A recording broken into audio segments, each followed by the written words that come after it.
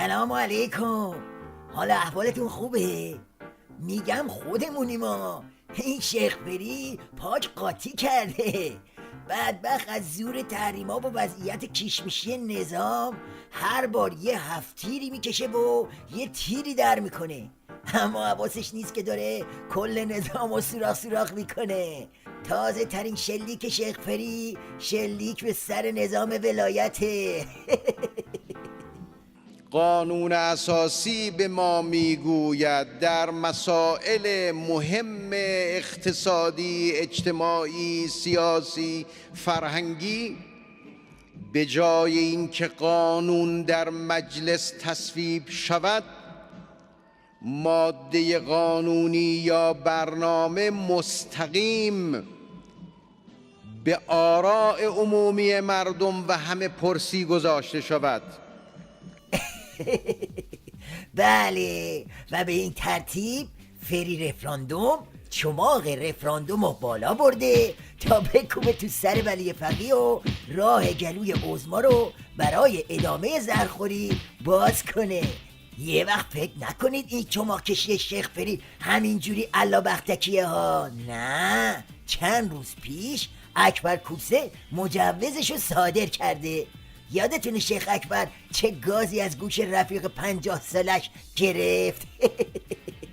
خب کسانی که حسرت قدرت دارن، کسانی که دل از قدرت نمیکشن، کسانی که قدرت رو برای خودشون ابدی و مادرزادی و ارث حساب میکنن. بله، به دنبال این ویراژ شیخ اکبر روی مخ علی گدا بود که شیخ فری وارد شد و خیز همه پرسی رو برداشت تا علی گدا رو وادار کنه که تا ته قضیه بره. بعدم پیله کرد به پسر عموها و پسر خاله های عظما.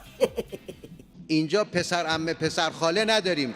اگر شفافیت در کار بود، اگر رانت نبود، و انشاءالله با فساد هم ما تونستیم مقابله بکنیم که همه جا ریشه دوانده،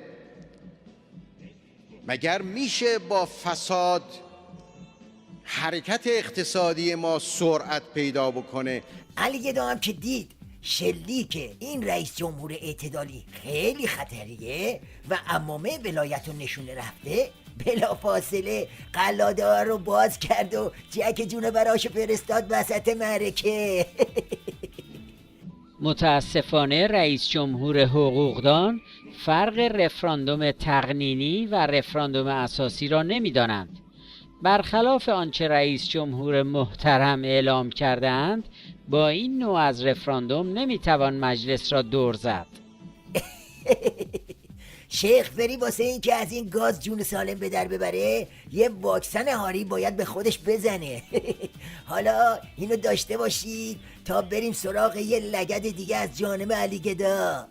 در مقوله برگزاری همه پرسی در کشور تنها مجلس شورای اسلامی میتواند ورود کند و رهبری نظام هم باید فرمان و اجازه آن را صادر کنند و قوای دیگر در آن نقشی ندارند.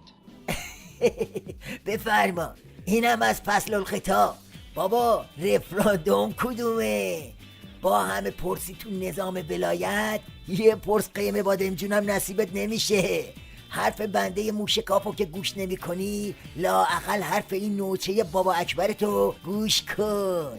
مشکلات آقای روحانی نه در برگزاری رفراندوم است و نه با برگزاری رفراندوم. مشکل اساسی در وضعیت کلان سیاسی کشور است. به عبارت دیگر، از یک سو مردم دولت جدیدی را انتخاب کردند، اما و از سوی دیگر این دولت جدید عملاً در هیچ حوزه اساسی نمیتواند تغییرات جدی و گسترده به وجود آورد.